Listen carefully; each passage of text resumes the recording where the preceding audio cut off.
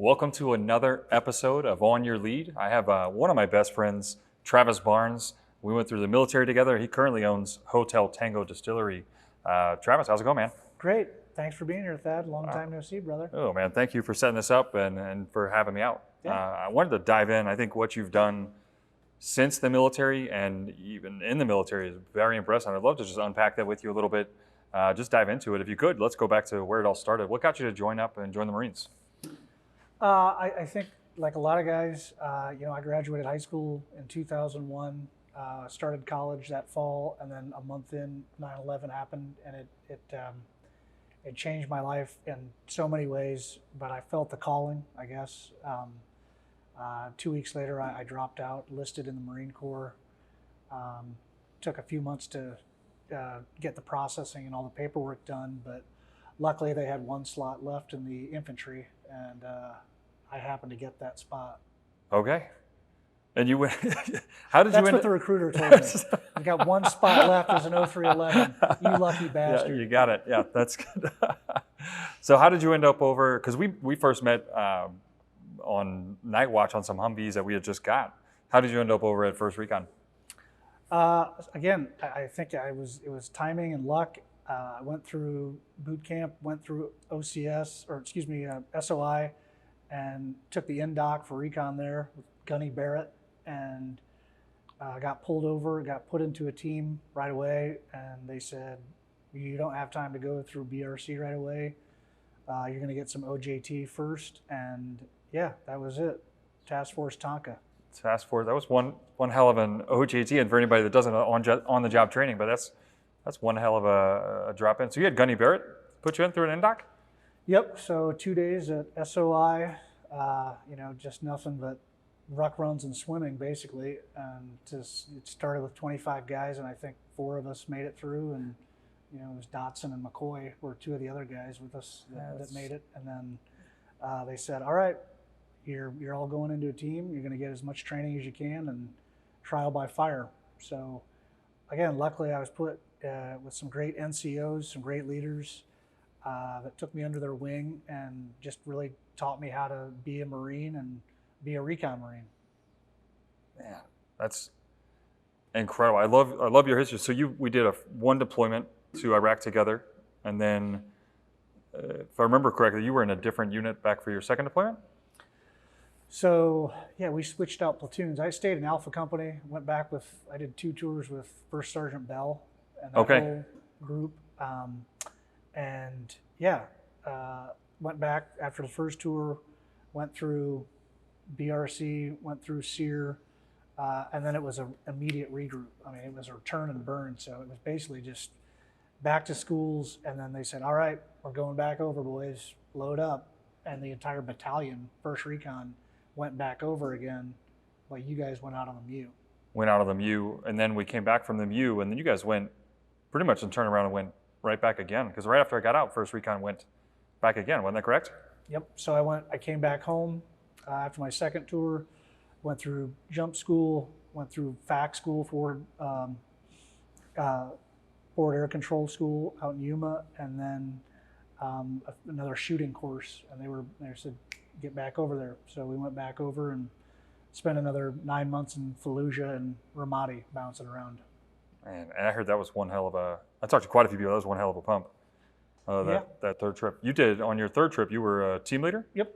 So I went from essentially, slack man to point man to assistant radio operator, and then my third time over, I got to be put in charge of a brand new team of fresh young dudes out of BRC. So it was crazy. Man, that's incredible. I love seeing it come full circle though, to start out so young, start out the basics, and then getting to leave everybody in such a great spot. Yep. So brought everybody back home, which was the big deal, and finished out the whole deployment. So I mean, I really was, again, incredibly lucky. I got to do the first 3 full deployments of the war with 1st Recon. So I mean, I got to really see the beginning of what Recon was transitioned to, and now kind of the whole MARSOC and what that looked like, the early days of what that unit is and what they became now. So Did you, I know whenever me and Cody were just talking about that the other day. We were talking about what it would have been like to possibly, did you ever consider staying in, doing MARSOC? I know McCoy stayed in and did that too, didn't he? Yeah, there were a few guys that stayed in and transitioned over, and I still got a few buddies that are master sergeants and getting ready to get out now that have been team leaders over there now for a few years, and it's a whole different world. No, I don't think. I think after three tours and 4 years, they got their money's worth. I was like, I'm done being shot at. I want to go home and be fat and tired and not be cold, wet, and hungry all the time. Yeah. I think that's the Spartan life. I got my fill. I didn't feel like I needed to prove anything else or do anything more. I was happy with what I provided, and I really, that third tour, I really wanted to teach the new guys and get them back home and let them go back on into their careers, and that's what I did. So yeah, that's incredible. So you got out, and then what did you pick up and do after you got out of the military? So immediately, I got home in May of 2006, got out of the Marine Corps in July, came back and started school in August and started my undergrad. Worked my way through there in 4 years. Got to do a pretty cool scholarship with Senator Lugar on the Foreign Relations Committee out in DC, and then applied to law school, and he helped write a very nice recommendation and got to go to law school. Right on. And in law school, that's where you met your wife, Hillary? Is that? Indeed. First class, first year. She couldn't keep her hands off me. Yeah. Who could? I mean, look at you. And it's perfect for cuddling. That was my nickname. Yeah. PFC Barnes. That's amazing. And then shortly after that, what sparked, because did you finish law school? Mm-hmm. And then shortly after that, what sparked opening up? Because now Hotel Tango, what sparked that? Well, it was actually, we started it while we were in law school. I like to say it was a combination of bad grades and a worse economy that got me interested in this. For the first time in 7 years, the law was changing in Indiana to allow artisan distilling, which allowed us to sell directly to consumers. So I saw that kind of opportunity, and really about halfway through law school, I realized, maybe I don't want to be a corporate lawyer and, push the elevator button and go up to the floor and tax law. That's what you're going to do, Barnes, is tax. No, I'm not. Well, it seems like quite the transition. I mean, from going into the military, joining the Marines, heading off to be a Recon Marine, heading on 3 deployments, that would be quite the transition. One, law school is tough in general, but then head off to do that would be a very different role. Yeah, well, I was lucky. I surrounded myself with great people.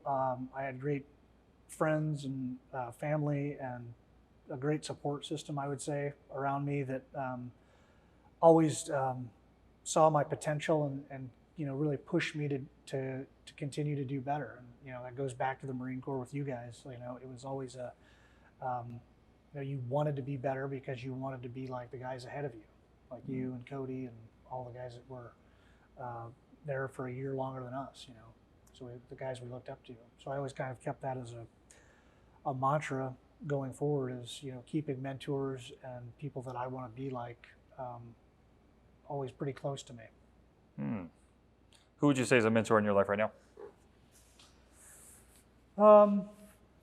I would say the chairman of our board, Matt Neff. Okay. Successful entrepreneur, venture capitalist, lawyer, that has really pushed me, I think, beyond what I could have done, maybe as just a lawyer or whatever. He's really helped me kind of broaden my line of sight on what is possible, and he's kind of like that good team leader that pushes you beyond what you think you can do, and always pushing you to do better and work harder and be a leader for the other guys in the team that are coming up behind you, that whether you realize it or not are watching you and are figuring out if they want to be like you or not. And you mentioned earlier they opened up the horizon for you, kind of gave you some different stuff that maybe you hadn't seen before. Mm-hmm. So just looking back, and I know completely unplanned, I'm just very curious, because you mentioned mentors. Do you find that you usually find a mentor, somebody you can mimic, somebody you can look after kind of in every stage? Yeah, I mean, I try to. It's not like they just pop up, it's not whack-a-mole or anything. Right.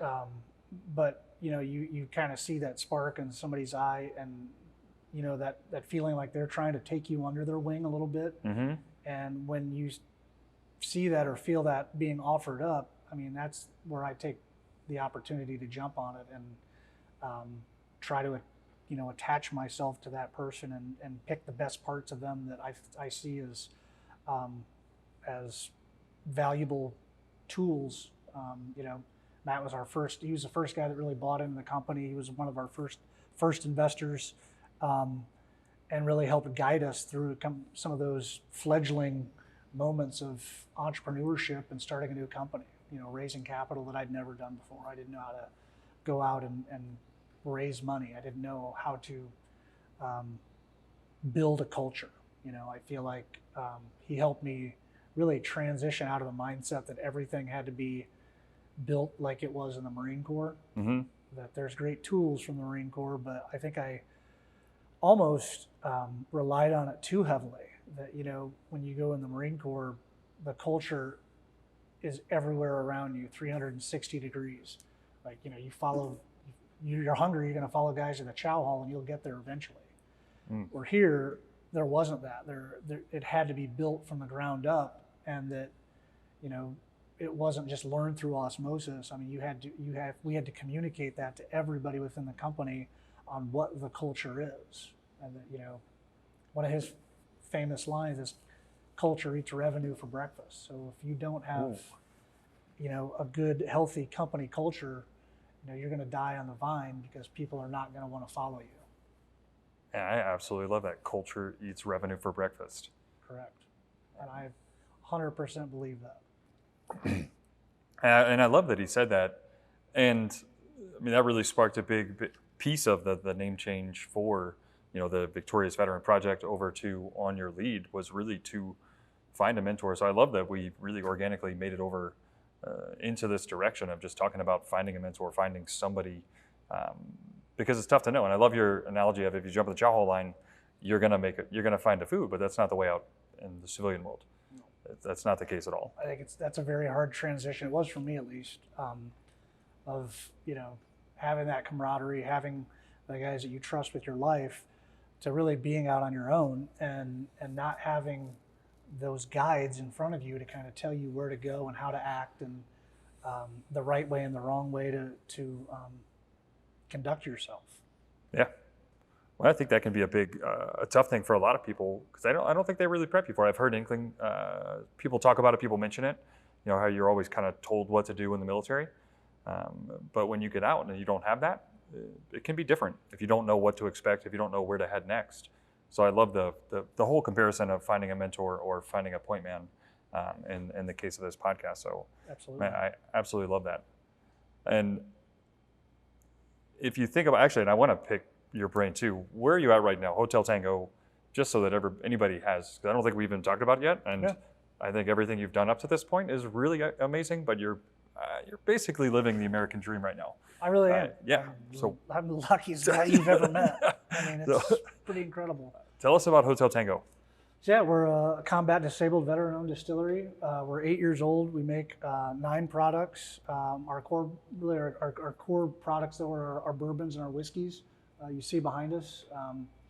And we're in 25 states. We're on 120 military bases. We're in 6 countries. Sold, really coast to coast from Maine to Hawaii to Alaska to Florida. So, it's been an incredible journey to grow and not just, the bourbon's really fun and sexy, but just the business itself and the people that we've met along the way and friends and, lifelong partners that we've made. It's been an incredible journey. It's not over by any means yet. We've got a long way to go, I think. But in a lot of ways, I feel like I wouldn't be here without the Marine Corps. I know I wouldn't. That was, the catalyst of learning how to, not give up, not give in, and push myself, harder and faster all the time. I always look for that next mountain to climb. When you mentioned not giving up, not giving in, and what does that do for you now today in the civilian world? Because I feel like that's a great thing to learn in the military. And what do you do with that now? And, Well, I mean, it's just taught me to stick to my guns and not lower the standard. I think that when we want to go after something or create a new product or create a new label or whatever the thing is, it's our core values in the company are discipline, spirit, straightforward, and gung ho. So we always kind of lean back on those. Those 4 words are kind of the mantra of what Hotel Tango stands for and what it is, the ethos of the company, if you will. mm-hmm. So those, just having that, like the Recon Creed or the Marine Corps Creed, like there's, having that as part of the company built in to the fibers of what it is has been a huge, it sets us apart, I guess, from other folks. Mm. And what was it like starting up? Because you mentioned now creating a label, going with a new beverage, which, by the way, I love your labels altogether. And if you're not watching this, if you're only listening, they look like MRE labels, Yep. which I think is absolutely fantastic. Ready to drink. Yeah, they're bourbon ready to drink. It's just ready to drink. I love it. It's so good. What was it like starting up a distillery? How easy was that? Oh, it was super easy. Just kidding. It was almost impossible. Almost impossible, because we talk about doing the hard thing, and I think looking at the label now, which is the next hard thing, but just looking at the origin of, because I'm seeing this theme here. You jump Marine Recon, becoming a lawyer, then opening your own distillery, which. So it's incredibly expensive. It's incredibly regulated by both the federal, state, local governments. And I would say it's a mixture of art and science to actually make the product, and quality is consistency is quality. So you have to make the same recipe over and over and over again. And then for bourbon, we make it, put it into a barrel, and then we don't pull it out for years. So we can't get the revenue back from that for a long time. So it's a huge investment. Millions of dollars that we're putting into liquid, putting in here that we can't get out for years. So, and then we have the state and the feds coming in periodically to make sure we're paying our taxes correctly, to make sure that we're using sanitary equipment, that all of our standards and processes are up to their standard and beyond. I can't even imagine. It just made me think too, because when COVID hit, what did you guys pivot to do as well? So yeah, for about 90 days, we became a hand sanitizer company. We were one of the first distilleries in the country to really, we really shut down our overall bourbon vodka production and became a hand sanitizer factory for 90 days. At first we were giving it away, and we got so many calls of people wanting to buy it that we started selling it. And it really kind of helped the company keep going and growing in 2020. It was crazy. I mean, we were selling it to everybody from across the world. Well, that's amazing. What sparked that idea? I think it was the pitch in thing. We wanted to do something that help people. I think like a lot of everyone, you felt helpless and you didn't know what to do in a once in a lifetime, hopefully, global pandemic. And, I think we turned to everybody in the company and said, look, we want to help. This is how we can do it. Essentially taking our vodka and taking it two steps further in the process and turning it into hand sanitizer. And everybody said, hell yeah, let's do it. How do we make this happen? I love that. I love your adversity. I mean, every hurdle that gets thrown in your way, you just find a way to jump over it, around it, through it. And it's absolutely incredible. It's amazing. Yep. I mean, it's been, again, extremely lucky, and you just kind of take what the world throws at you. And again, I've been extremely fortunate to have wonderful people at the company, both investors and employees and people to my left and my right. I mean, I've been very, very fortunate, to be surrounded by such good people. Well, just being here, you'll have a great vibe. Just in general, I love it. I love what y'all are doing. So keep up that great work. Thank you. With that too, you mentioned something the last time we talked that I wanted to circle back to, that I think a lot of people, and a lot of veterans specifically, I think they might struggle with. And I loved your perception on it and just your thoughts. But you mentioned the difference between regret and reflection. So reflecting on something versus regretting something. What were your thoughts on that? Well, I think, you know, I'd like to differentiate between regretting and reflecting. I think that, you know, obviously if you're not pushing yourself really hard and trying to get better, you're going to have some regrets, right? You should have gone left when you should have gone right. But really to dwell on that and you know, stay stuck on that, you know, for into perpetuity instead of reflecting on it, learning from it, and taking that as a lesson to carry forward with. I think that's the difference, and maybe something that I've gotten better at since I've gotten out of the Marine Corps, because I think there is always that, you know, shoulda, coulda, woulda, you know, should I have stayed in? Should I have, you know, gone on to do other things in the service, or should I have gone to, I don't know, accounting school or something, you know, whatever it is. But again, I think if you're pushing yourself really hard to go to that next mountain, then you have to kind of exchange regret for reflect. And I think the difference there is the regret is kind of the aw shucks, oh woe is me, and the reflect is how do I take that lesson and carry it forward to make myself a better person, or so that I don't make that same mistake again, or that I can help somebody else not make that same mistake that I made. I love that too, and almost the momentum is what changes those two. You know, are you sitting still? Because then you're going to find yourself regretting, and if you're moving forward, well, it's tough to do anything other than reflect and let's not make that same mistake over, because we're still moving. Right. And just based on your story, everything you've shared, that's exactly what you do every single day. I mean, you just constantly push forward. Left foot, right foot, left foot, right foot. Left foot, right foot, man. That's the only way to do it. What advice would you have for anybody that is maybe feeling like they're stuck in a place of regret, and they don't have that momentum? What thoughts would you offer up to anybody? I would say talk to somebody. Find somebody that you can relate to, whether it be another vet, you know, a mentor type. You know, I never hesitate to pick up the phone to call, you know, my mentor or my wife or you or whoever that, you know, I think can get me out of the funk and help snap me out of it. You know, I think that talking through things is a big deal to help figure out what the root of the issue is, and finding someone that you're comfortable enough sharing that with is a big deal. You know, you can't just lift the load by yourself all the time. Sometimes you got to have somebody to help you, and it's okay. I mean, that's human. That's being human. And so reaching out, find somebody to talk to, and just being okay with that. Yeah, I think it's one of the hardest things in the world to do sometimes, to say I'm not strong enough, you know, to lift this problem by myself, but I need help.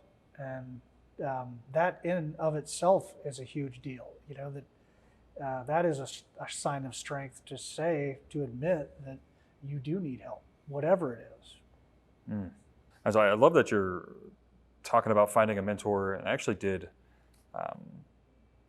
an interview that hasn't even posted up yet, and Laura blew my mind. She absolutely just blew my mind. It's going to come up. It'll probably post up the episode after this one, and so I look forward to everybody getting to see this one.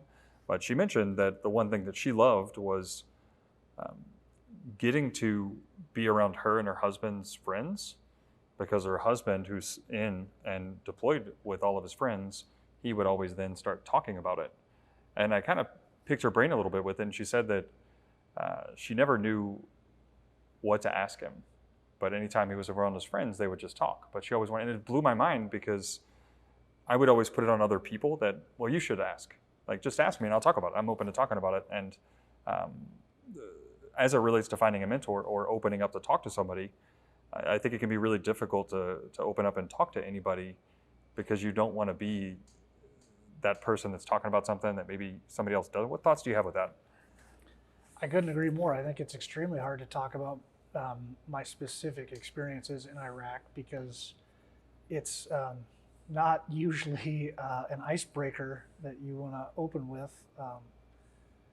And you know, it's hard for me to talk to, you know, Vietnam guys or Gulf War guys even because the experiences were so different.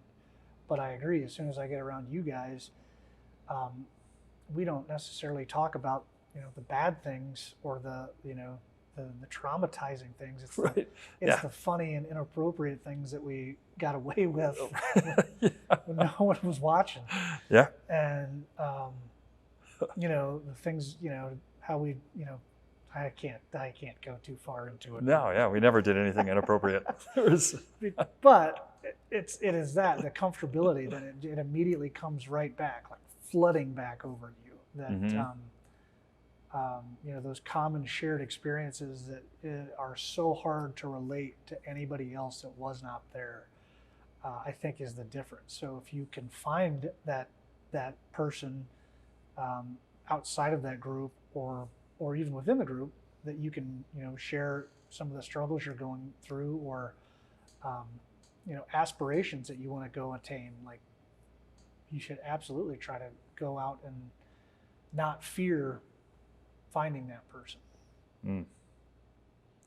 I think the fear would cause somebody to stop moving forward into it, but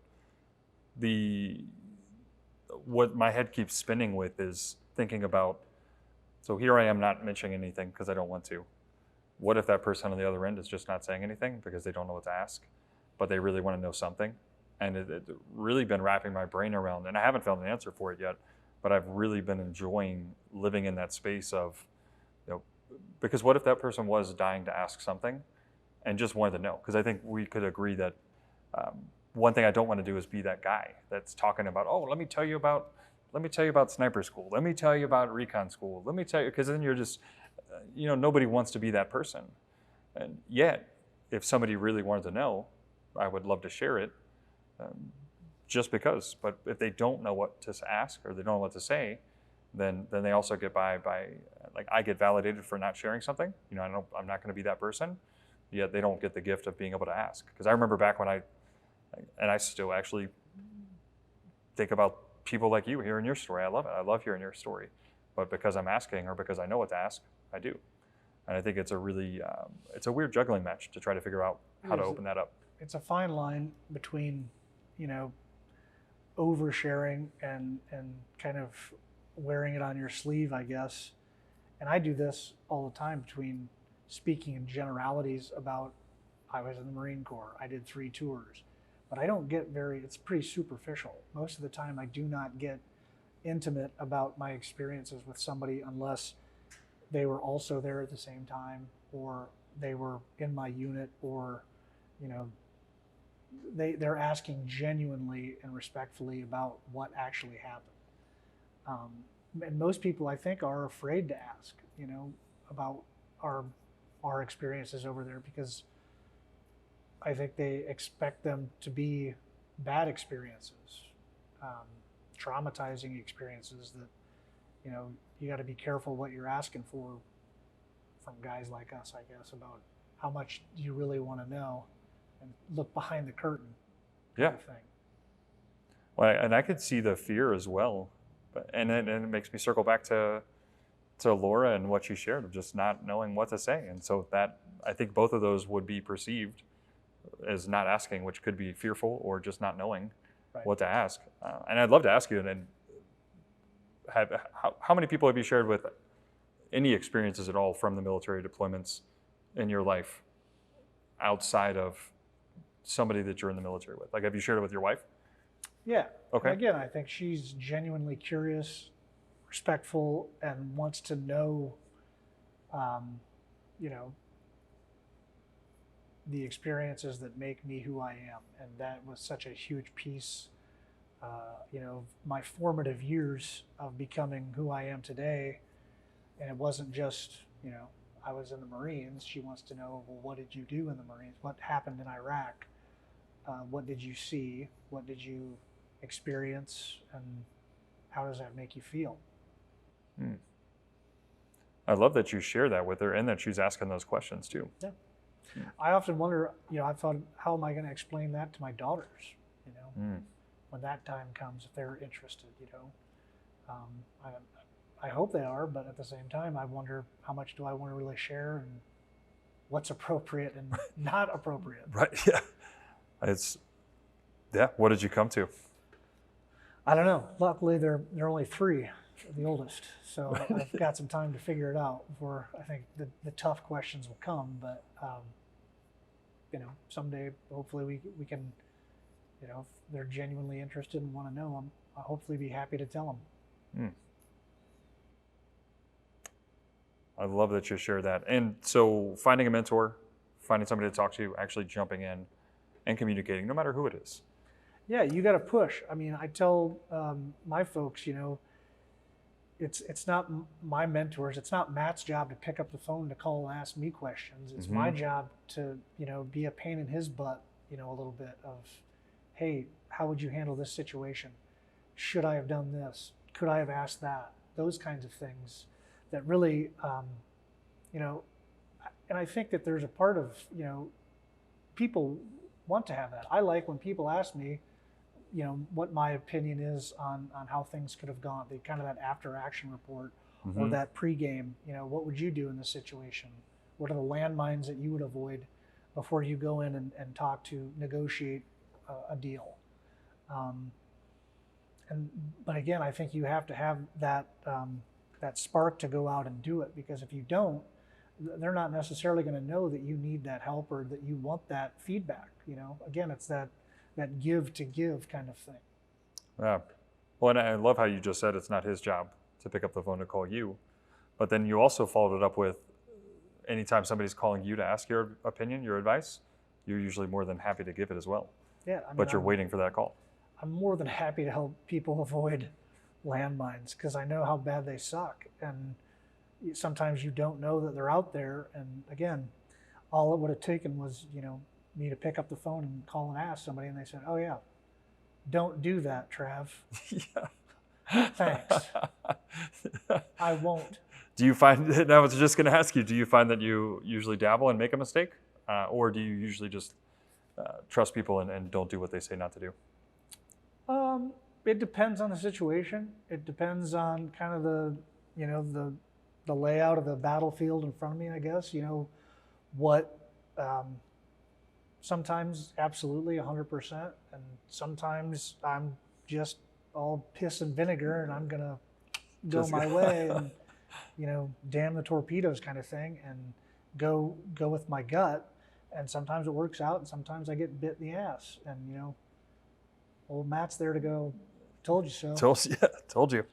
Yeah, you were right, Matt. Yeah. And you got to be big enough to admit, that to eat it. That hey, but aim small, miss small. So you don't. I try not to make such a big mistake that it's not recoverable from. So, but again, that's all learning from the mentors. From you guys. Those are all little nuggets that I've kept for 20 years now. I love that you've got, and you've evolved, that you have different mentors throughout each one of your stages that you've had in your life. It seems like you referenced me. I feel honored just to even be a part of that, but you've been doing just amazing things for years now. It's almost 20 years since we crossed into the... Literally. We're like 5-6 days away now. Yeah. And it's 20 years since we crossed the border into Iraq, which is, Yep. It's mind blowing to think about. It's crazy. Yeah, they say it goes quick, and it goes quick, but you keep moving and evolving and finding another mentor. And I think that's such a powerful thing to leave other people with is, what is the next thing you've been moving towards? Because I think you've left with a couple of things. One, not regretting by moving forward, but then finding that direction to move forward with is by having that mentor. Yep. Finding a mentor, finding somebody to open up to, somebody to talk to. And Travis, thanks so much for jumping on. Thanks for sharing your story. Humbled to be here, man. This is badass. Well, thank you, Travis. I appreciate you. Thank you.